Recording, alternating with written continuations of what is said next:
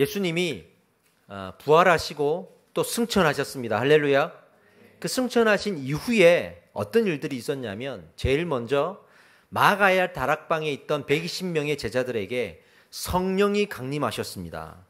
그리고 이 성령 강림의 경험을 했던 충만한 은혜를 받았던 이 제자들이 각각 흩어지고 파송되어서 강력한 성령의 임재 가운데 복음을 선포하기 시작했습니다. 놀라운 역사가 일어나기 시작했습니다. 그 대표적으로 사도행전은 먼저 베드로를 소개하는데 베드로는 3,000명, 5,000명 정도의 수많은 사람들을 모으고 대형 집회를 함으로써 그 안에서 놀라운 회개의 운동, 부흥의 운동을 일으켰습니다. 그러니까 하나님이 이때는요, 작정을 하시고 이 복음을 열방 구석구석까지 밀어붙일 때요, 이렇게. 예수님이 죽으시기 전에 그토록 말씀하셨고 소망하셨던 대로 이제는 이 복음이 이스라엘 안에 갇혀 있지 않고 이스라엘을 넘어서 열방 구석구석으로 확장되어 가는 거죠. 이런 질문을 해볼 수 있습니다. 예수님이 죽기 전에 살아있을 때는 왜 이런 일들이 일어나지 않았나? 예수님이 직접 활동하시고 말씀하시고 전도하실 때는 이런 부흥의 운동이 일어나지 않았는데 제자들이 그 이후에 복음을 전할 때는 놀라운 은혜가, 놀라운 역사가 있었거든요. 왜 예수님 때는 그렇지 못했을까? 직접 활동하셨는데 왜 그런 일이 없었을까? 질문이 나오죠. 예수님이 능력이 없어서 그랬을까요? 아니에요. 예수님은 이 복음이 확장되고 선포될 때 십자가의 구원의 은혜를 가지고 확장되길 원하셨어요. 자신이 죽고 자신이 부활하면서 이 인류의 모든 죄를 해결하신 이후에 죄를 용서받은 인류가 하나님 앞에 믿음으로 돌아오길 원하셨어요. 그래서 예수님이 십자가에 달리시기 전, 인류의 죄를 용서하시기 전에는 예수님은 거절과 거부와 고난과 순환을 당하셨다가 그 십자가에서 죽으시고 드디어 사명을 완수하시고 이제는 인류의 모든 죄의 형벌을 그가 대신 받음으로 이 문제가 해결되었을 때 이제는 그 제자들로 인해서 복음이 십자가로 인하여 전해지도록 인도하셨던 거예요. 그래서 복음은 십자가의 은혜 없이 전해져서는 안 됩니다. 십자가의 구원의 은혜를 가지고 복음을 증거해야 합니다. 할렐루야입니다. 먼저 제자들이 십자가의 복음을 들고 열방으로 나가는데 대표적인 사람들이 또 소개가 돼요. 첫 번째로 바울이죠. 바울은 이스라엘을 넘어 이방인에게로 갔습니다. 당시 이방인들은 유대인들에게 너희들은 구원이 없어. 너희들은 믿어도 구원을 못 받을 거야 라고 영적으로 무시를 당했던 그런 사람들이죠. 또 빌립 집사님이 있는데 이 빌립 집사님은 사마리아인들을 위해서 전도합니다. 사마리아인들은 유대인들에게 개다, 돼지다 하는 취급을 받으면서 아예 사람 취급도 못 받은 그런 사람들이에요. 그리고 오늘 말씀의 주인공인 스데반 집사님은 헬라파 유대인들에게 복음을 전합니다. 이 모두가 기존의 이스라엘을 넘은 사람들이에요. 스데반 집사님이 증거했던 헬라파 유대인들이 누구냐면 당시의 유대인들은 두 파로 나눠져 있었어요. 히브리파 유대인, 또 하나는 헬라파 유대인. 이게 누구냐면 그 예전에 구약시대 때 이스라엘이 바벨론에게 멸망당하잖아요. 멸망당할 때 모두가 포로로 잡혀갑니다. 물론 남은 사람도 있고요.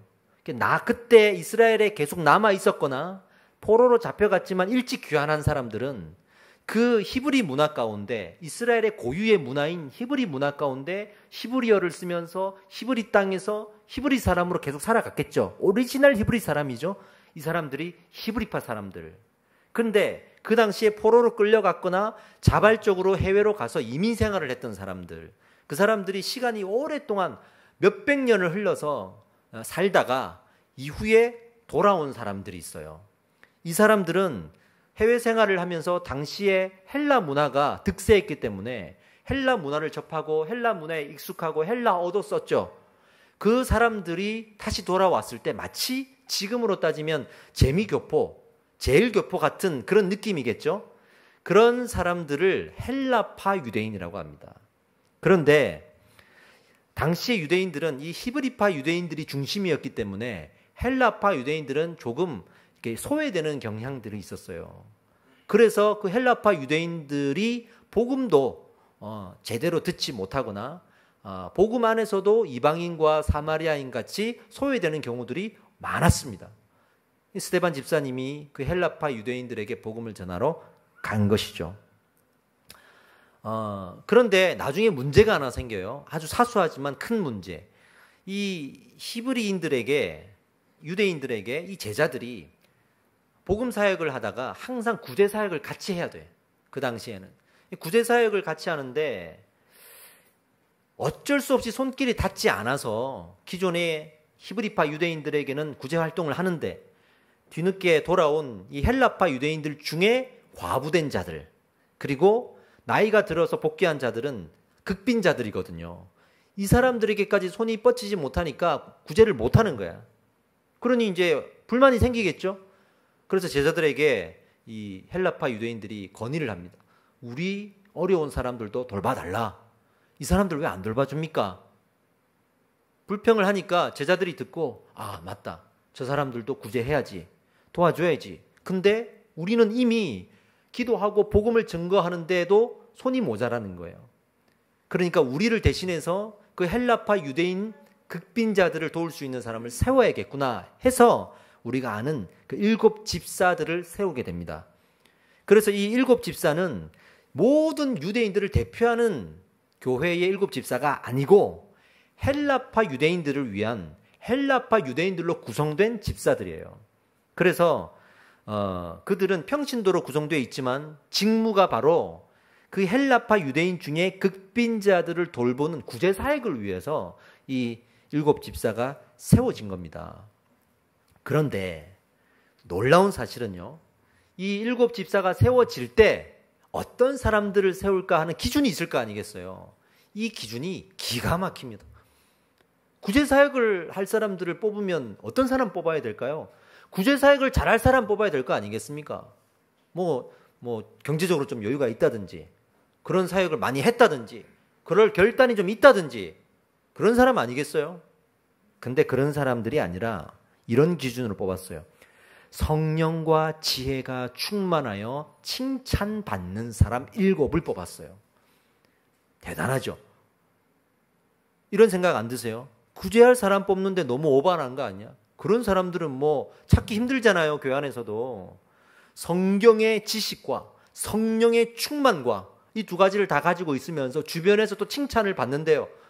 이런 사람들은 뭐 목회를 하든지, 그죠? 큰 일을 해야지. 그렇게 한쪽의 부류의 극빈자들을 위해서 구제사역을 하는데 뽑기는 아깝죠. 그럴 수 있잖아요. 근데 이것이 초대교회의 가장 강력한 영적 코어였습니다. 이게 초대교회가 살아있다는 증거예요. 그 작은 일들 하나하나에 어떤 기준으로 사람을 뽑았는가가 바로 그 교회가 살아있음을 말하고 있는 겁니다.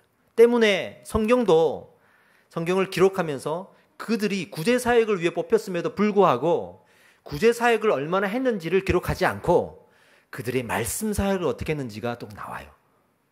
이 사람들이 말씀사역을 하는데 어마어마한 일들이 벌어진단 말이에요. 말씀사역을 위해서 전문으로 뽑힌 사람들이 아닌 사람들인데도 불구하고 말이죠. 대표적으로 빌립 집사가 있습니다. 이 빌립 집사님은 사마리아인들을 전도하다가 에디오피아 고위 관료를 만납니다. 이제 에디오피아 간닥의 네시 이렇게 나오는데, 그가 이스라엘의 정치적인 일로 잠깐 왔다가 자기가 타고 있던 수레에서 성경을 보는데 그게 이사야서 53장이에요. 근데 거기에 메시아가 이 땅에 올 거라고 되어 있는데 이 메시아가 누군지를 모르겠는 거야. 성경이 안 풀리는 거야. 근데 거기에 빌립 집사님이 가서 이사야서를 쫙 풀어주는 거예요. 그러면서 결국에 거기서 말하는 메시아가 예수다. 이걸 풀어줍니다. 거기에 이 고위 관료가 마음이 뜨거워지고 은혜를 받아요. 그 자리에서 세례를 받을 뿐만이 아니라 성령의 경험을 합니다. 이 빌립 집사님이 전단지 하나 나눠주고 예수 믿으라고 했으니까 이렇게 됐을까요? 성경을 풀어준 거예요. 성경을 풀어준 거예요. 지금 교회가 집사의 직분에 이런 사람들이 뽑혀야 돼. 우리도 작은 소망이지만 말씀을 붙든 사람들이 집사가 돼야 됩니다. 그렇다고 포기하지 마시고 소망하셔야 됩니다. 이게 항상 제 또 염려야, 이게 또. 그리고 오늘 이 말씀의 주인공인 스데반 집사님을 보면 7 집사 중에 한 사람이에요. 한 사람인데 그는 가는 곳마다 은혜와 권능이 충만하였고 큰 기사와 표적이 넘쳐났습니다. 대단했죠? 이 사람을 장로들과 서기관들이 와서 논쟁을 하는데 논쟁을 할 수가 없는 거야. 이길 수가 없는 거야. 그래서 이 스데반 집사님을 딱 잡아가지고 어디로 데려갔냐면 당시 최고 권력기관, 최고 의결기관, 최고 종교기관이었던 사내들인 공의회에 딱 데려가서 재판을 넘깁니다. 여기가 무서운 곳이에요. 여기는 그들이 곧 법인 세상이에요. 말 한마디 잘못하면 올무 삼아갖고 사람을 죽이는 건 일도 아닌 그런 곳이에요. 얼마나 무서운 곳입니까? 거기에 끌고 가요. 거기에 누가 있냐면 모든 권력과 종교의 힘을 다 가진 수장인 대제사장이 거기에 있는 거예요. 장로들도 있고 회원들도 있고 서기관들도 있고 다 있는 거예요. 거기에 대제사장 앞에 딱 섭니다. 여기에서 스데반 집사님이 그의 인생의 마지막 설교를 하게 되죠. 그리고 그 설교에 분노한 그들이 이 집사님을 돌로 쳐서 죽이고 스데반 집사님은 순교하게 됩니다. 우리는 이 집사님의 이 일들에 대해서 3가지 주목해야 됩니다. 첫 번째는 이 사내들인 공의회, 얼마나 무서운 자리입니까? 죽을 수도 있는 그런 자리잖아요. 실제로 거기서 죽었잖아요. 죽음을 앞둔 그 상황에서 얼마나 무서웠을까요? 근데 성경은 기록하기를 그 스데반 집사님의 얼굴이 천사와 같더라 이렇게 되어 있습니다. 말씀을 붙든 자는 담력을 얻습니다. 할렐루야. 여러분들 밖에서 사람 만날 때 내가 말씀을 알아. 답할 게 준비가 돼 있어. 담대하게 만나요. 근데 나는 말씀을 몰라. 저건 아닌 것 같은데 말씀을 몰라. 그러면 사람 질문 받는 게 힘들고 눈치 보이고 괜히 부끄럽고 쥐구멍 있으면 도망가고 싶고 괜히 만나고 나면 마음이 어려워. 진 것 같고 의문의 일패를 당한 것 같고 그럴 때가 있죠. 스데반 집사님은 말씀에 충만한 사람이었어요. 그 죽음 앞에서도 자기 목숨을 양보하지 않을 정도로 말씀에 대한 확신이 있었던 사람이에요. 정말 대단한 사람이죠. 두 번째는 돌에 맞아 죽을 정도로 그 사람들을 분노하게 했던 그의 설교 말이죠. 근데 그 설교가 오늘 우리에게 진짜 말씀이다. 이게 진짜 설교고 이게 진짜 말씀이다라고 보여지는 거예요. 소개되는 거예요. 우리가 꼭 살펴봐야겠죠? 세 번째로 그 설교를 들은 사람들이 다 돌로 쳐 죽였는데 그 사람 중에 한 사람이 변해서 나중에 어마어마한 복음의 증거자가 됩니다. 그 사람이 바로 사도 바울입니다. 신약 성경의 대부분을 이 사람을 통해 하나님이 쓰셨어요. 이 놀라운 일들이 이 스데반 집사님의 설교 한가운데 있었던 거예요. 하나님은 그의 마지막 설교를 사도행전의 수많은 사건들 중에서 수많은 설교 중에서 제일 긴 본문을 이용해서 기록하셨습니다. 베드로가 3,000명, 5,000명 회개시킬 때 얼마나 대단한 설교를 했을까요? 근데도 그런 설교보다 더 긴 본문을 이용해서 이 스데반 집사님의 설교를 기록하셨다는 겁니다. 그리고 우리는 이제 이 설교를 살펴보겠습니다. 얼마나 중요한 설교겠습니까? 그의 설교를 한번 봅시다. 이 설교는 이렇게 시작합니다. 2절 말씀을 한번 우리 함께 읽어볼까요? 시작. 스데반이 이르되 여러분 부형들이여 들으소서. 우리 조상 아브라함이 하란에 있기 전 메소보다미아에 있을 때에 영광의 하나님이 그에게 보여 이르시되 라고 되어 있습니다. 그러니까 하나님이 처음에 아브라함을 창세기에서 부르실 때를 먼저 언급을 한 거예요. 이게 설교의 시작이었습니다. 저는 이 설교의 시작을 읽으면서 이런 생각했어요. 죽음을 목전에 둔 상황에서 그 대제사장과 서기관들의 마음을 딱 잡을 수 있는 이 서두를 꺼내야 되거든요. 이 참 중요한 거예요. 저도 이렇게 집회를 많이 가보면 정말 그 예수를 모르는 아이들, 청소년들이 앉아있는 집회 가면 제일 힘들어요. 여기에서 복음을 전하는 거는 정말 무덤에 온 것 같아요. 일반적으로 교회에서 설교하는 대로 할 수가 없어요. 뭔가 자극적이고 그들이 마음이 딱 집중되고 할 수 있는 이야기를 소대에 꺼내지 않으면 듣지를 않아요. 그래서 어떤 강사들은 막 비행기도 날리고 어떤 강사들은 이렇게 인형 가져와갖고 하고 어떤 강사들은 소리도 치고 어떤 강사들은 막 욕도 하고 별의별 쇼를 다 합니다. 청소년 집회 가보면. 근데 이 스데반 집사를 보세요. 이 첫 설교를 보세요. 얼마나 따분하고 얼마나 지루하고 얼마나 재미없습니까? 특별한 것도 없고 화려한 것도 없고 새로운 내용 하나도 없어. 그 사람들이 귀를 기울일 만한 내용이 없어. 뭐냐면 스데반 집사님은 이 생명이 위태한 상황 속에서도 성경이 정확하게 전달되기를 원한 거예요. 분명한 목적을 가지고 성경을 전하고 있어요. 성경에는 7 집사들이 말씀을 전했다는 기록은 있는데 그 말씀에 전한 내용을 기록한 건 이 스데반 집사님의 설교가 유일합니다. 그러므로 우리는 무엇을 알 수 있냐면 그 집사님들이 설교를 할 때 또는 말씀을 전할 때 얼마나 이 말씀을 정확하게 전하려고 노력했는가를 알 수 있죠.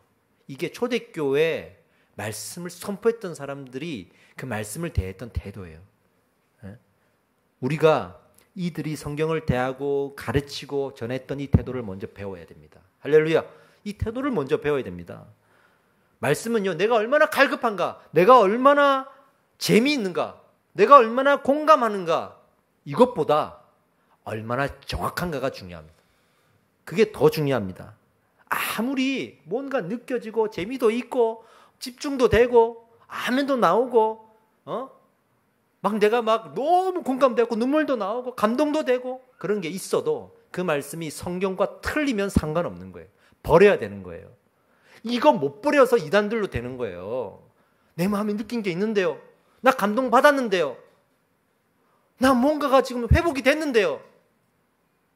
그게 성경이 정확하게 전달되었는가를 넘어버린 거예요.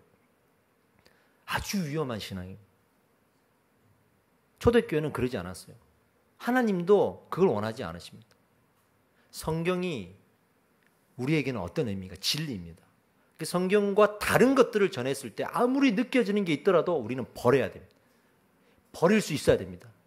잘못 전달되면 우리는 어떤 반응을 보일까요? 감동받을 수 있어요. 공감될 수 있고 재미있을 수 있어요. 그것과 정확한 건 다르다 이거죠. 이걸 우리가 분별해낼 수 있어야 됩니다. 지금 이 스데반 집사님이 그걸 지금 중요하게 생각하는 거예요. 그 태도를 우리가 본받아야 된다는 거고. 더 깊이 내용을 한번 살펴봅시다. 이 설교를 딱 2가지로 쪼개보면 2가지 핵심 요소가 나와요. 하나는 하나님이 이스라엘을 어떻게 인도해 가셨는가에 대한 인도하심의 역사. 그래서 제일 처음에 아브라함을 얘기하는 거예요, 지금. 아브라함을 맨 먼저 부르셔서 한 사람을 부르셨잖아요. 그 다음에 요셉을 불러서 민족이 되게 하시고, 모세를 불러서 한 나라가 되게 하시고, 다윗을 불러서 그 나라가 어떻게 완성되어 가는지를 하나님께서는 보여주셨어요. 그렇게 끈질기게 사랑으로 우리를 붙들고 포기하지 않고 인도해 가시고 불러오신 거거든요. 그렇게 여러분들을 이 자리에 불러 모으신 거예요. 내가 온 게 아닙니다. 하나님이 데리고 어떻게든 상황에 맞추고 누군가를 통해서 또 내 마음에 은혜를 주셔서 여기에 앉혀놓은 거예요. 그렇게 여러분들을 부르시고 인도하셨다는 걸 믿으시기 바랍니다. 그 과정에서 하나님의 그 위대하심의 섭리를 말하는 거죠. 그런데 2번째로는 그럼에도 불구하고 그것을 거부하고 부인하면서 하나님을 배도했던 이스라엘의 역사를 말합니다. 그 이스라엘의 배도의 역사 가운데 지금 스데반 집사님이 보고 있는 이 사내들인 공유에 있는 모든 사람들이 그때처럼 지금 하나님을 배도하고 있다라고 선포해버린 거죠. 그 구약 시대의 죄가 지금 당신들을 통해 다시 반복되고 있습니다 라고 선포한 것이죠. 조금만 더 살펴봅시다. 첫 번째로 뭘 선포했다고요? 하나님의 부르신 역사. 이건 제가 얘기했습니다. 2번째, 하나님을 배도했던 역사. 그러면 이스라엘이 배도한 역사 가운데 대표적인 사건 2가지가 탁 튀어나오죠. 뭐냐면 하나는 금송아지를 만든 사건, 하나는 솔로몬이 하나님의 성전보다 자기 성전을 더 크게 지은 사건입니다. 이 2가지를 딱 얘기를 해요. 51절을 한번 같이 읽어보겠습니다. 시작. 목이 곧고 마음과 귀에 할례를 받지 못한 사람들아, 너희도 너희 조상과 같이 항상 성령을 거스르는도다. 그러니까 지금 구약에 있던 그 죄를 말하면서 지금 앞에 있는 사람들한테 너네는 할례도 받지 못했다. 구원의 은혜가 뭔 줄 모른다. 예수님의 부활도 믿지 못하고 예수님도 믿지 못하지 않냐?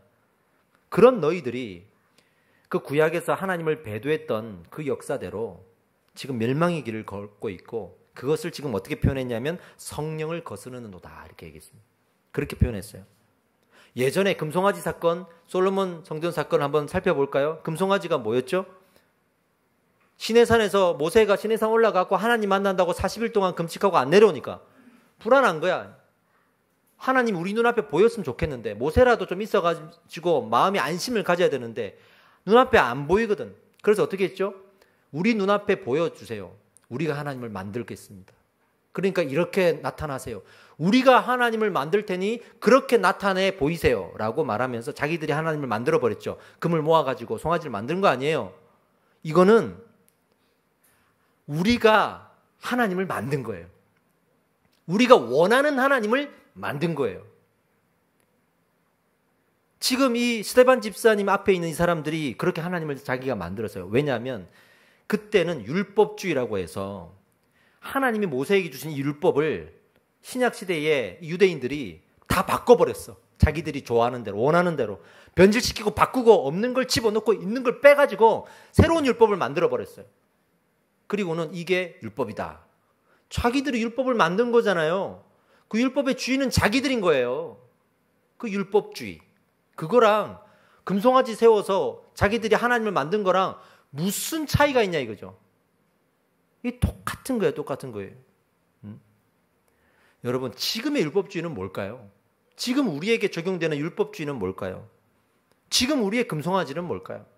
여러분 말씀을 선택해서 들으면 안 됩니다. 성경에 있는 내용을 선택해서 들으면 안 됩니다. 제가 계속 여러분들에게 잔소리하듯이 이 표현을 쓰죠. 성경적이지 않다고 해서 불평을 가지다가도 성경적인 거다라고 하면 아멘 안 한다고. 성경 하는 사람들이 막상 성경을 들이내밀면 아멘 못해요. 외치는 건 쉬운데 성경대로 하는 건 쉽지 않거든요. 이런 일들이 우리 안에 너무 많이 벌어지고 있는 이게 율법주의입니다. 우리 하나님 만든 거예요. 하나님 저 이거 싫어요. 근데 하나님 이것도 싫어요. 그러면서 우리가 아멘을 선택해서 하고 성경이 있음에도 아멘하지 않고 그렇게 살아가지 않아요? 교회 밖에서는 그건 성경적이지 않아 이러면서 교회 안에서는 그 성경적이긴 한데 이러는 거죠. 이게 우리의 율법주의입니다. 우리가 하나님을 만들어내는 겁니다. 구약시대에 솔로몬이 성전을 지었는데 자기 성전을 더 크게 지었죠.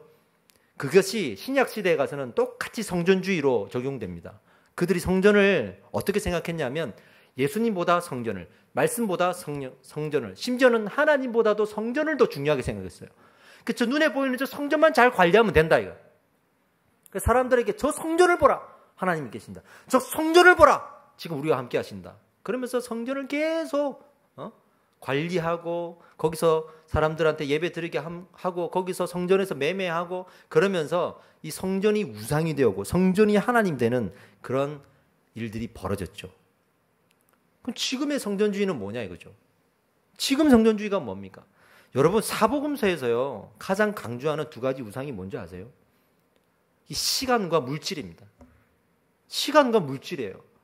제가 이걸 근거를 달아서 앞으로 설교 시간에 많이 한번 얘기해 볼게요. 근데 우리가 시간, 물질 하면 제일 민감하고 싫어하잖아요. 시간 헌신하기 싫어하고 물질 내놓기 싫어하고 우리 그렇게 하잖아요. 근데 성경을 자세히 보면요.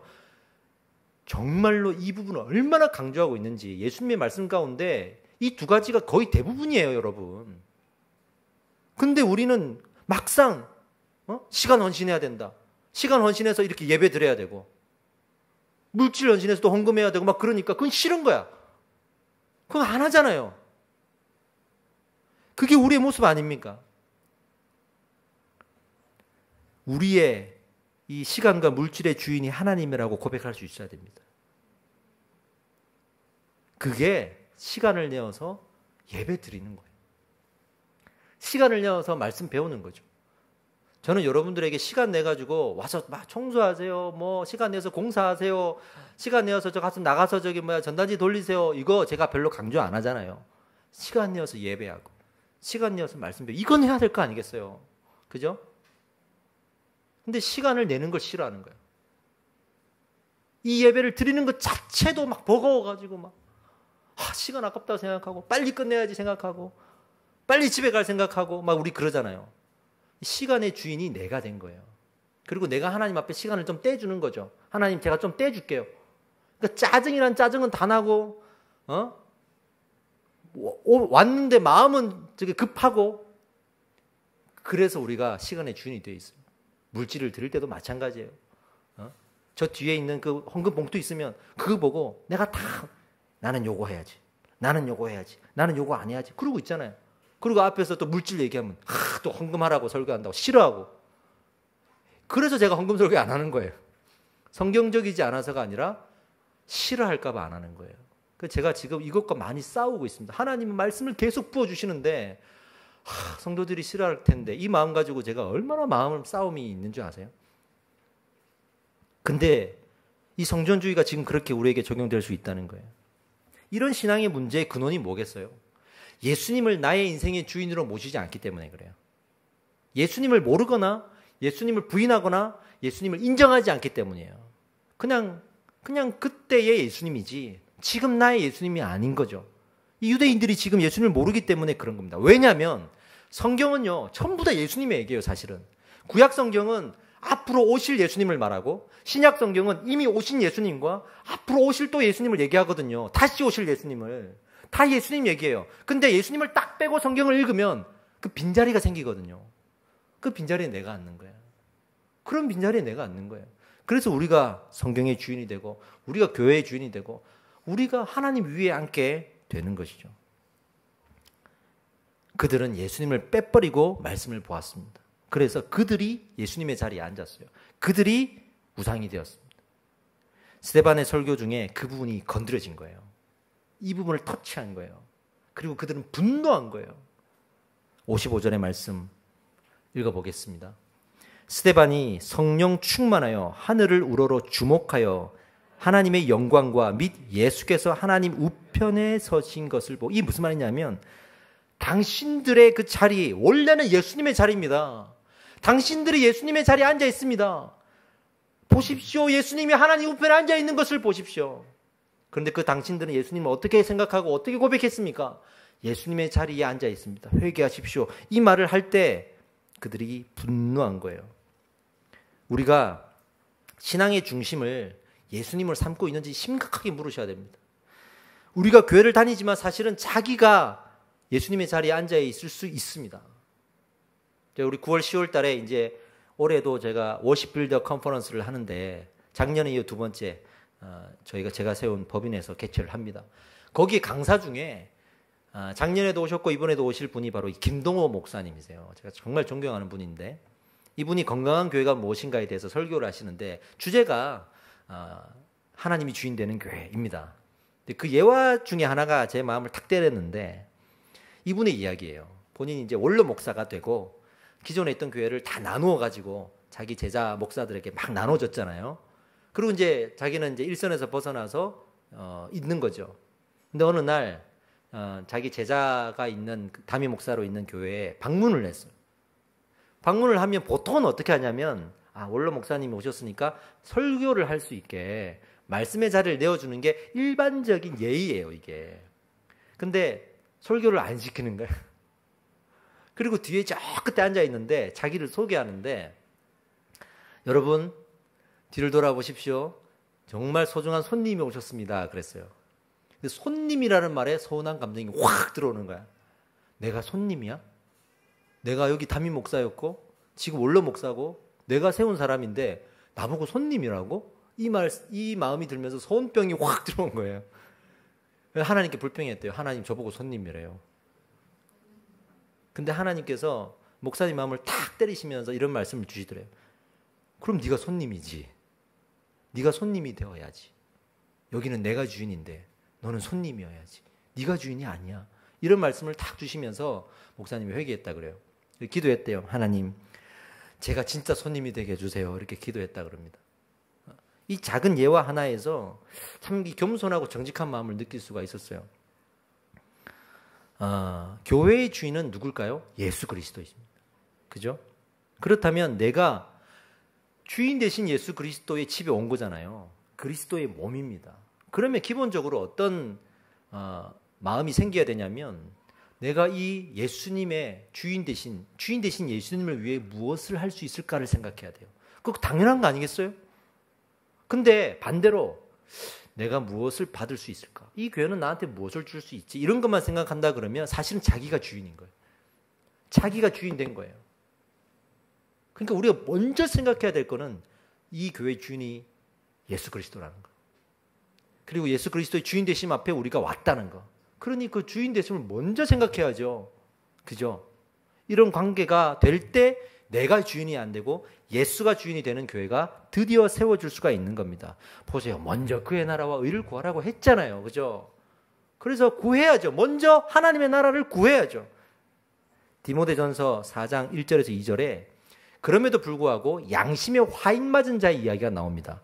읽어봅시다. 그러나 성령이 밝히 말씀하시기를 후일에 어떤 사람들이 믿음에서 떠나 미혹하는 영과 귀신의 가르침을 따르리라 하셨으니 자기 양심이 화인을 맞아서 외식함으로 거짓말하는 자들이라. 여러분 저는 경우 있죠. 이단에 빠진 사람들이나 그런 잘못된 교리에 빠진 사람들 보면 저러면 안 되는데 저 사람이 저걸 모를 리가 없을 텐데 걱정할 때가 있죠. 내가 그 사람을 아는데 그 사람 참 신실한 사람, 그 사람이 그럴 사람이 아닌데 근데 못 나와. 왜냐하면 사단이 그렇게 만들어요. 양심에 화인 맞게 만들어요. 양심의 가책은 느끼는데 오히려 이 가책을 인해서 회개하는 게 아니라 화를 내게 만들어요.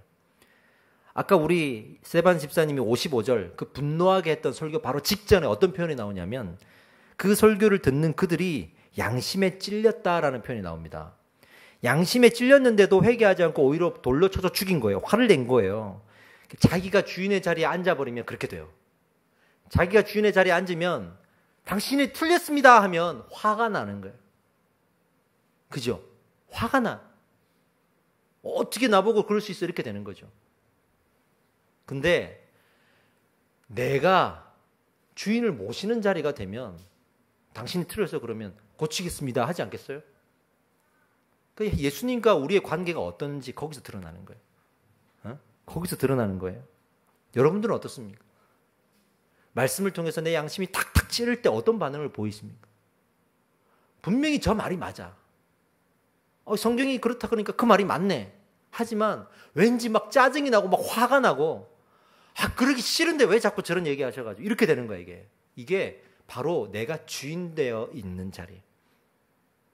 하나님이 주인 된 사람들은 그 양심의 찔림 앞에 무릎을 꿇습니다. 그래서 바울이 양심을 통해 역사하신다 그랬어요. 그 은혜가 양심을 통해 임한다 그랬어요. 그러니 우리가 어떤 반응을 보이는지가 중요하겠죠. 여러분, 그 말씀 앞에 순종하는 여러분들이 될 줄 믿습니다. 아멘. 우리는 이 스데반 집사님의 설교를 지금 우리의 삶에 적용시켜야 됩니다. 유대인들의 죄는요, 진짜 그 죄의 본질이 뭐냐면 죄를 가만히 놔둔 죄예요. 죄를 하나님의 발 앞에 내놓고 엎드리고 십자가의 은혜로 제거하고 용서받고 해야 되는데 그걸 하지 않고 가만히 놔둔 거예요. 근데 죄는요, 죄의 성향은 가만히 놔두면 죄를 짓게 만들어요. 반드시 이게 죄로 튀어나옵니다. 자동적으로 해결되지 않아요. 예를 들어서 우리가 어떤 상처가 있어요. 근데 이 상처가 계속 놔두면 다른 사람을 똑같은 상처를 줘요. 그렇게 돼. 왜냐하면 보상 심리가 있거든요. 상처라는 이 성향 자체가 그렇게 만들어요. 제가 우리 성도님들 이렇게 만나고 또 그전에도 성도들을 만나고 저도 이렇게 보면 제일 많은 상처의 유형 중에 1위가 뭐냐면 일방적인 권위에 대한 상처예요. 그러니까 가부장적인 사회가 1세대의 사회잖아요. 우리 부모님들이 다 좀 가부장적이잖아요. 그러니까 그 일방적인 권위 앞에 상처를 받은 사람들이 많아서 대부분 교회 와가지고 목사님 얘기하는데 들어야지 이런 말 하면 막 분노하는 거야. 목사님 얘기하면 내가 들어야 돼? 이렇게 나오는 거지. 그 말이 틀렸는데 내가 들어야 돼? 이렇게 나오는 거지. 그거 맞잖아요. 근데 그 상처를 가만히 놔두면 안 돼요. 놔두면 어떻게 되냐면 이제 자기가 상처를 줘요. 제가 청년부를 담당할 때 한 청년이 유독 거기에 민감했어요. 뭐 엄마 아빠부터 시작해서 너무 상처가 많은 거야. 그래서 제가 얘기할 때도 조심스러워. 조금만 뭐 강하게 얘기하면 왜 권위적으로 얘기하시냐 이렇게 되는 거지. 근데 이제 이 친구가 어쨌든 리더가 되었어요. 자기 공동체가 생기겠죠. 제가 봤죠. 저보다 엄청 권위적으로 해요. 너 왜 나한테 말하지 않았어? 너 왜 나한테 허락 안 받았어? 목사님 제 말 안 들어요. 이런 식인 거야. 상처를 놔두면 그렇게 돼요. 어떤 보상심리? 이런 것도 있는 것 같아. 이것이 내가 주인 되어서 내가 해결하려고 하면 그렇게 되는 거예요. 하나님께 맡기고 해결받아야 이것이 치료가 됩니다. 아멘. 그래서 반대로 똑같은 상처 입은 자들에게 위로하고 힘을 줄 수가 있는 거겠죠. 경험해 본 사람들은 아실 거예요. 이것이 스데반 집사님이 죽음을 불사르며 말했던 설교의 내용이었습니다. 최고의 권력기관이면서 종교기관이고 의결기관이었던 사내들인 앞에서 대제사장과 장로들과 서기관들과 의원들 앞에서 당신들이 예수님의 자리에 앉아 있다고, 당신들이 주인 행세를 하고 있다고 회개하십시오, 이 말을 했던 거예요. 우리 교회가 적용해야 될 두 가지 교훈이 여기서 나오는 거예요. 여러분, 우리 율법주의를 버려야 됩니다. 그래서 성경을 변질시키지 말아야 됩니다. 정확하게 성경을 배워야 됩니다. 그리고 여러분들도 성경을 선택해서 듣지 마셔야 됩니다. 성경에 나와 있는 걸 순종해야 됩니다. 하나님의 말씀이기 때문에 순종해야 됩니다. 또 하나, 성전주의를 버립시다. 우리가 성경보다, 말씀보다, 예수님보다 더 소중하게 여기는 게 무엇이냐 이거죠. 여러분들의 인생에 하나님 앞에 계산하고 아까워하는 것들이 있습니까? 아까 제가 말씀드린 시간과 물질은 어떻습니까?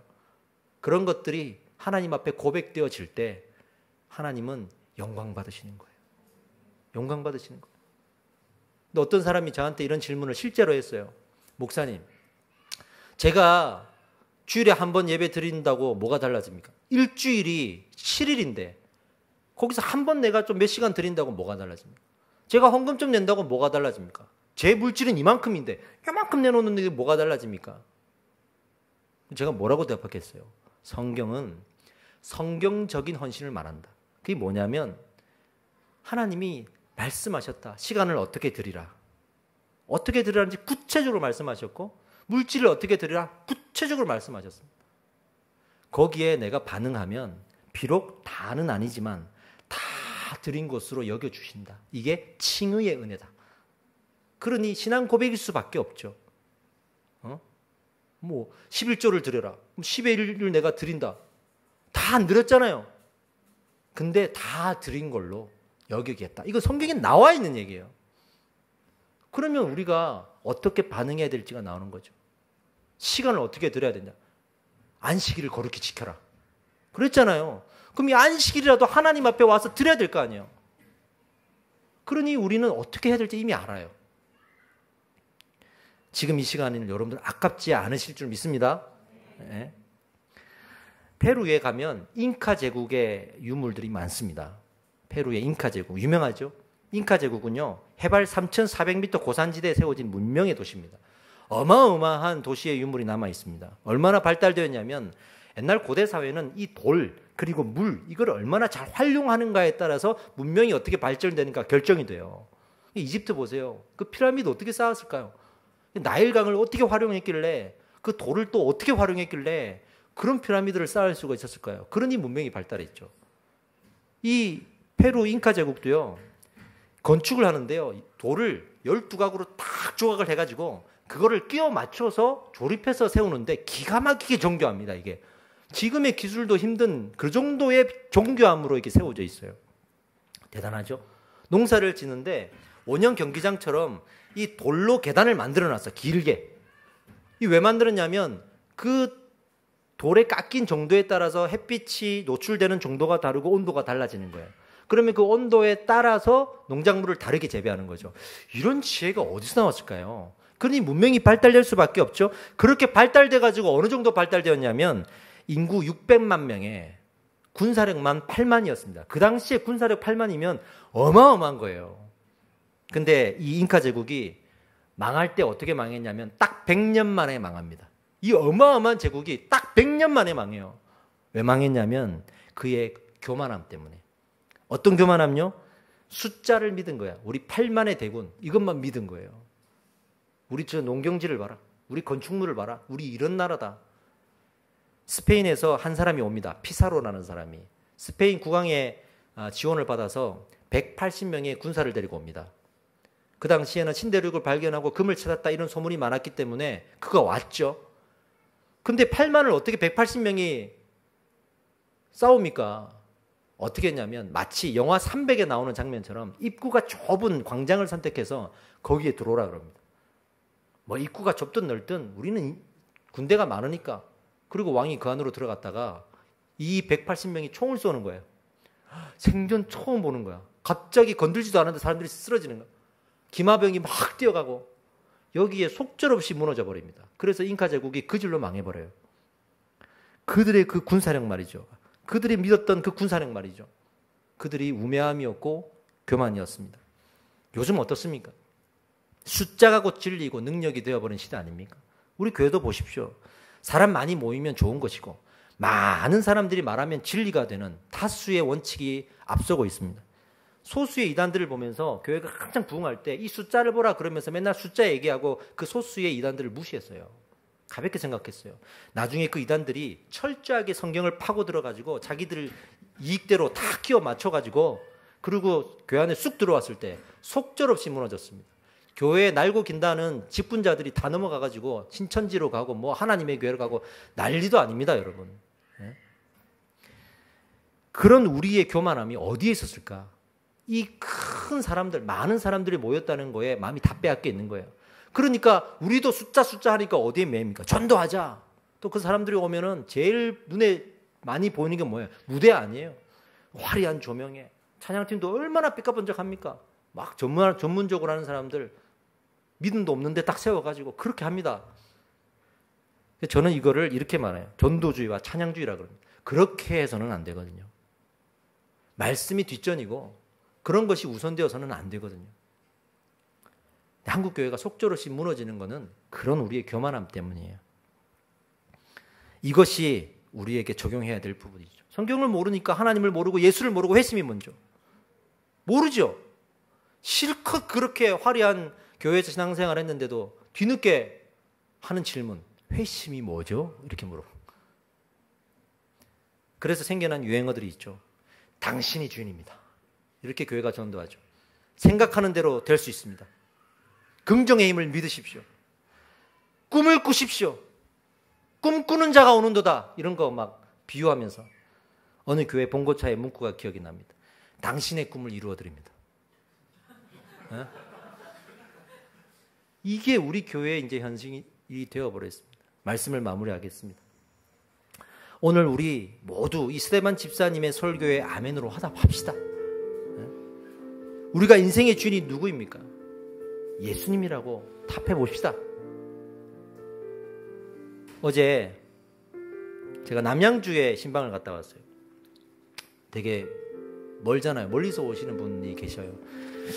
갔다 오면서 이런 생각이 들었어요. 우리 교회에 참 멀리서 오시는 분들이 많구나 하는 생각이 들어요. 생각해 보니까 인천에서 오시는 분, 부천에서 오시는 분들, 우리 신대방도 있어요. 강서구에서 오시는 분도 있고, 고양시에서 오시는 분도 있고, 또 어떤 집사님은 의왕시에서 옵니다.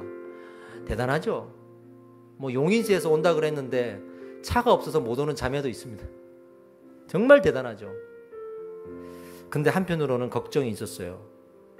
그분들을 볼 때마다 지치지 않을까? 정말 행복하게 오고 있을까?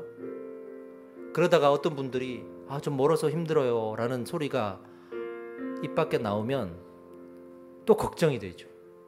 하나님 저거 어떡합니까? 저분들이 이 교회가 내 교회다 라는 마음을 품고 좀 와야 되는데 그러고 있을까요? 이런 고민이 이제 담임 목사로 들지 않겠어요? 그런 걱정이 제 마음에 많았어요. 근데 지난주에 이제 재정보고를 하는데 저는 재정보고 할 때마다 마음이 좀 어려워요. 왜 어렵냐면 재정이 조금 여유가 있어서 이렇게 잘하고 있습니다. 이렇게 좀 편하게 얘기해야 되는데 교회 온 지 얼마 안 되신 분들이 수두룩하고 이제 신앙생활 하신 분들도 계신데 이 상가교회 오는 것도 대단한 건데 저희 재정이 이렇게 부족합니다.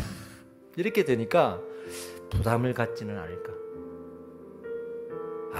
이 상가교회 왔더니 여전히 또 재정 문제가 있구나 하면서 실망하지 않을까. 이런 인간적인 걱정이 제 마음에 있는 거죠. 할 때마다 안 그래야지 하는데 마음에 걱정이 되는 거야, 이게.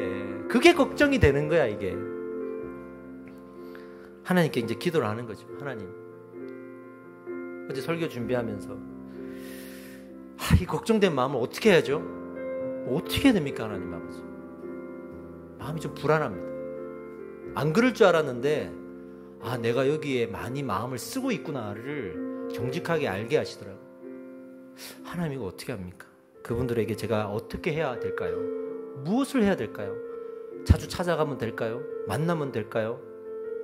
그래서 실제로 이번 주에도 그렇고 지난주에도 그렇고 신방을 좀 많이 찾았던 것도 맞아요. 어떻게 하면 될까요? 근데 또 제가 성경 말씀이 시간을 들어라, 물질을 들어라, 이제 개척하고 1년 반 동안 한마디 안 했던 이런 헌신에 대한 이야기를 이제 시작하니까 또 부담되진 않을까. 결국에는 목사님 또 저렇게 설교하는구나, 이 교회도 마찬가지구나, 헌금하라는구나, 이렇게만 받아들일까 또 걱정이 되는 거야, 이게. 근데 하나님의 말씀은 그렇게 또 나에게 주시고 그 말씀을 선포해야 되는데 눈치는 보이고, 아무리 젊은 목사가 무서운 게 없다 그래도 그런 걱정 앞에서는 저도 어쩔 수 없더라고. 걱정이 돼요. 왜냐하면 상처받은 분들이 많고 민감하신 분들이 있거든. 기도했어요. 근데 어제 하나님이 설교 마지막쯤에 이런 마음을 저에게 주셨습니다. 이 마음을 주시는 걸 제가 그대로 이제 적었어요. 많이 울었습니다. 하나님께서 이런 마음을 주셨어요. 기도해라 성훈아. 성도들이 수많은 교회 중에 이 교회를 내 교회라고 품는 거는 쉬운 일이 아니야. 그것은 마치 내 인생의 주인은 오직 예수님입니다. 그래서 내 모든 것을 다 예수님께 드릴 수 있습니다 라고 고백하는 것처럼 쉬운 일이 아니야. 아주 어려운 일이야. 그러나 나는 이 교회가 진리를 붙들고 있다면, 스데반 집사의 설교처럼 예수가 주인된 교회로 세워가고 있다면 내가 반드시 그렇게 고백하도록 만들게. 내가 할게. 그만큼 큰 애를 내가 줄게. 그러니까 걱정하지 말고 진리를 붙드는 데 집중해라. 이 마음을 주시는데 제가 하나님 앞에 꼬꾸러지지 않을 수가 없었어요. 나의 인간적인 걱정이 얼마나 부끄러운 걱정인가를 깨달았습니다. 우리 성도님들에게 죄송했어요. 내가 우리 성도님들을 너무 믿지 못한 거 아닌가? 너무 내가 인간적인 마음으로 대했던 거 아닌가 하는 마음이었습니다. 여러분, 우리가 함께 기도하기를 원합니다. 우리는 하나님의 섭리 가운데 이 자리에 왔습니다. 그러고 돌아보니까요, 한 사람 한 사람 우리 교회 오는데 사연 없는 사람이 없더라고요. 다 아버지의 이끌림을 받아서 왔다고 저한테 고백을 하셨어요. 그런데도 저는 그 하나님의 섭리보다 인간적인 걱정을 앞세우고 있었으니 참 부끄럽죠. 여러분, 예수 그리스도가 주인된 교회를 세워간다면 하나님께서 이런 답을 주실 겁니다. 이 모든 것을 너에게 더하시리라 하실 겁니다. 그 걱정을 하나님 앞에 내려놓고 우리는 예배합시다. 진리를 붙드는 일에 집중합시다. 그것이 우리가 해야 될 일임을 오늘 고백하고, 이 스데반 선교사님의, 이 집사님의 설교 가운데 우리는 아멘합시다. 그렇게 예수가 주인이심을 고백합시다. 할렐루야. 우리 주의 한번 외치고 그 주인 되신 예수님을 고백합시다. 그 주인 되신 예수님을 내 인생에 초청합시다. 함께 기도하겠습니다. 기도합시다.